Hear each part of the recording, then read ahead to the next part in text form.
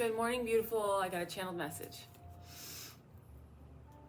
When you experience trauma on top of trauma on top of trauma, you become desensitized to yourself, in your emotions, especially in your body. All right, this is a short one. And it doesn't just include trauma, so this is for everyone.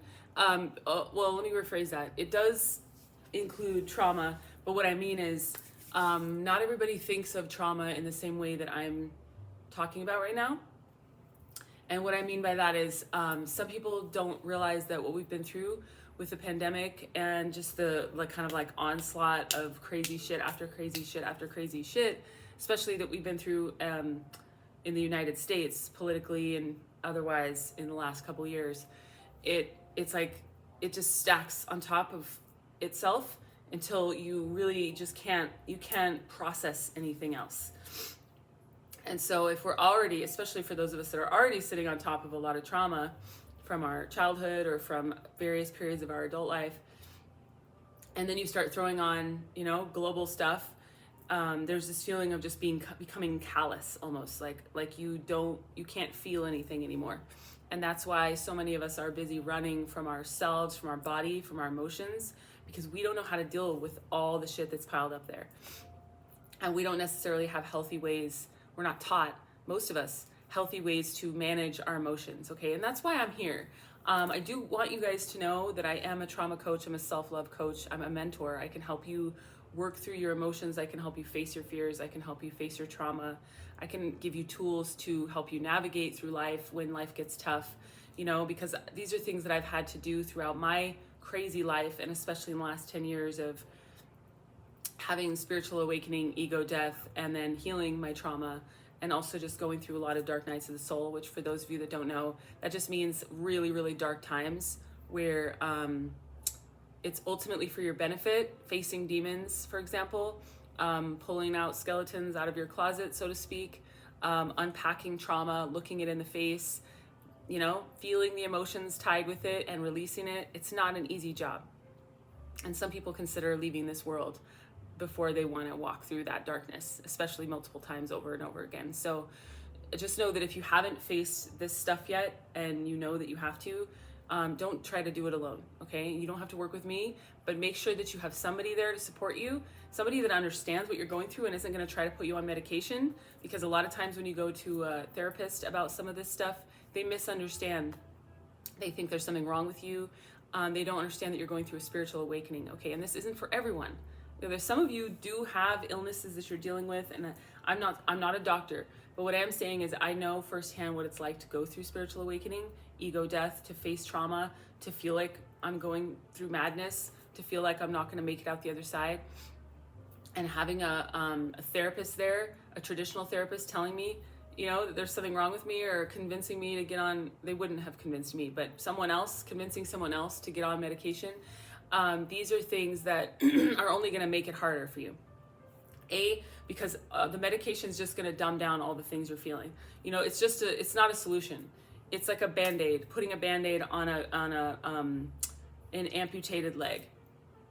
It's not going to solve any problems. What you need to do is address the fact that you have an amputated leg and figure out a prosthetic, figure out an alternative, find new ways of getting around. You need options that don't involve you just shutting it all down, because that's what modern day culture and medicine would tell us, just to shut it all down. Take some kind of pill that's going to make you not feel anything, but it's also going to make you ill in all these other ways that they don't really highlight. And you might end up having a heart attack or a stroke because of it, but it's the right answer for you. Doctors don't know it all, okay? And I didn't know I was going to talk about any of this when I got on here, but Spirit talks through me. Sometimes I resist because it's scary to be the messenger for things that sometimes people don't want to hear. But the point is that we need to face our demons. We need to face our emotions. And when things are piling up on top of each other, the worst thing we can do is just slam the door on all of it, start pouring a bunch of crap on top of it, whether it be prescription drugs or drugs and alcohol, or casual sex with random strangers that we don't know, that aren't giving us anything, but basically trying to escape this reality that ultimately we need to face, okay? And the thing is, we don't live in a culture, most of us, that honors this type of work, that even sees it as valuable at all. And that's another reason why I get on here all the time, is to let you know that the work you're doing on yourself is valuable. And even if other people see you as crazy or misunderstand you, know that the work you're doing is actually changing the world. Okay, the work we do on ourselves is a form of activism. Going inward instead of pointing the finger at everybody else. If we all pointed the finger back at ourselves and started working on ourselves, we wouldn't really have any reason to go out there and point the finger at everyone else anymore. It's because of our inability, some of us, to face what we have going on, and our quick assumption that it's other people's fault to point the finger at them. That's actually a huge part of the reason why we're in this mess in the first place. So we all need to be accountable for how we're showing up, how we're accessing our own emotions, whether or not we're even listening to ourselves. I check in with myself, my soul, and my emotions multiple times every single day. Every single day. And there's a version of me in the past that wouldn't do that more than once, maybe every 6 months. Maybe. So it's taken me a long time to get here, and I have created so many delicious tools to help you through my mentorship packages. And I'd love to take on some new clients who are ready to do this work, to dive into the healing, to dive into their soul path, to uncover their spiritual gifts, what they came here to do, why they've been through what they've been through, to dive into the emotions of it, to help them heal and come out as stronger, more vibrant, and emotionally aware and intelligent beings that are gonna go out and lead completely different lives. Because when we start being honest about who we are and what we've been through, there's no way that we can go back to phoning it in the way that we did before.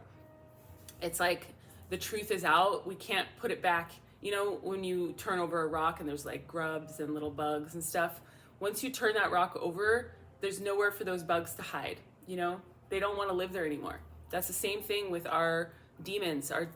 When I'm talking about that, I'm not talking about actual demons. I'm talking about the darkness that a lot of us are letting inhabit us through the trauma that we've been through the abuse that we've experienced that we have never released, through the stories that we tell ourselves, the negative patterns that we run on repeat, the thought patterns that take us down toxic roads that we haven't bothered to reframe or rework. These, once we start looking at all of it, turning over these rocks and handling it, there's nowhere for them to hide. We just deal with them, then they're gone. We don't have a bunch of skeletons in the closet. There's really not much in my life that I wouldn't be willing to speak to, even in a public platform. There's really not much at all, especially if it doesn't have to do with other people and their stories. If it just has to do with me, I feel like there's really not anything that I wouldn't be willing to talk about, because there's no skeletons in my closet anymore.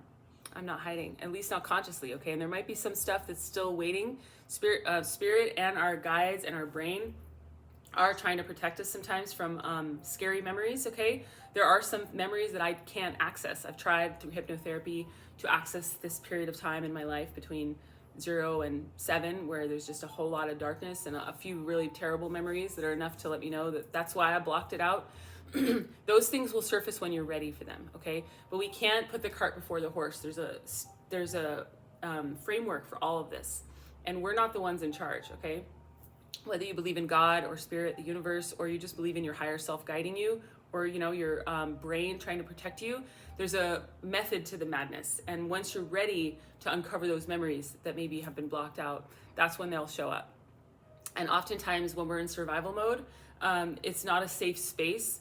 So if you don't live anywhere, you're homeless, or you're in transition and you're staying at a friend's house, or life just feels really tumultuous and scary right now, your subconscious mind is probably not gonna choose this moment to start unleashing these things for you, because you don't have a stable environment to kind of fall apart in.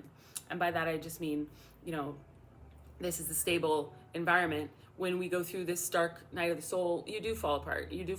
And it's not a bad thing. And that's what doctors don't understand, is that you have to fall apart in order to be rebuilt. You have to let all the pieces kind of crumble away, the pieces that weren't serving you, so that you can build from scratch something new and beautiful, a new you. Okay, that's what this is. I've been working on this project of dying and being reborn for, like I said, the greater part of the last 10 years. And anybody who's known me or goes back and looks at my content, even from 2 years ago, will see that this whole thing that you're seeing, me, my energy, everything about me is completely different, because I've let that old part crumble and die. And it wasn't fun, and it felt scary, and it felt like I wouldn't make it sometimes. And that's why I'm here offering help and support, okay? It really isn't self-serving. It's something that I know is needed, because I didn't have it. when I was going through what I went through. I didn't have it the multiple times that I went through it. And now I'm here to help you, okay? I'm a shaman because I've guided myself through the darkness, through the madness, cured myself, healed myself, and now I get to turn around and shine a light to help others through, okay? And that's not because I'm special, it's because that's what I came here to do, and it's because it's needed. This world is about to have a massive shakeup, okay? So don't be alarmed if things start falling apart or falling away, because those things aren't serving this new version of you that's trying to be born, all right? And your soul is guiding you forward, okay? I can guide you forward too. I'm only gonna guide you back to your soul's knowing, your higher self, and all the inner wisdom that you have. I'm always gonna guide you back to your own inner compass. I'm not gonna lead you astray outside of yourself. Any teacher that tries to make you follow them or take their path isn't really a real teacher. Real teachers are here to lead you to yourself, to your own truth, to your own path, and guide you and give you tools and resources to get there. That's what I do, okay? And if you want to work with me, I'd be honored to take you on. I've got some spots for some mentorship packages. They take anywhere from 6 weeks to 3 months, depending on how long, if you want to do a week in between or 2 weeks in between. And I offer them with or without email support. So if you need a little extra help along the way, in between our sessions, and you want to pay for that extra help, that's a really big benefit for those of you that feel like you need that TLC. But either way, you can check out all my services at sacredmuseproject.com. I'd be honored to work with you. I am going to start posting more testimonials of previous clients, but feel free to ask if you are interested in learning more about my work or any pieces of it that you haven't felt I have explained here, okay? But either way, know that you are not alone. You're not doing this alone. You're not the only one being asked to walk through darkness right now. And I would absolutely be honored to help you get to the light, okay? I love you. sacredmuseproject.com. Please don't get scammed. And stick around. I'm going to do a follow-up for my members, a little extended reading just to kind of dive into the cards and get some more answers for us. This is a great way for you to support my work, but also a great way for me to give you extra support along this journey. So if you'd like to join me in the extended, I will put all the links below. If you're on YouTube, you can look next to the subscribe button. There should be a button that says join. You can click on that and go to the bonus content tier, or you can go to my homepage, Sacred Muse Project on YouTube, and scroll all the way to the bottom, and there should be a whole list of member-only videos. If you click on any of those, it should take you through the process of becoming a member. But if that doesn't work, please reach out to me, okay? You can find my email address on my website, sacredmuseproject.com. I love you. Mwah.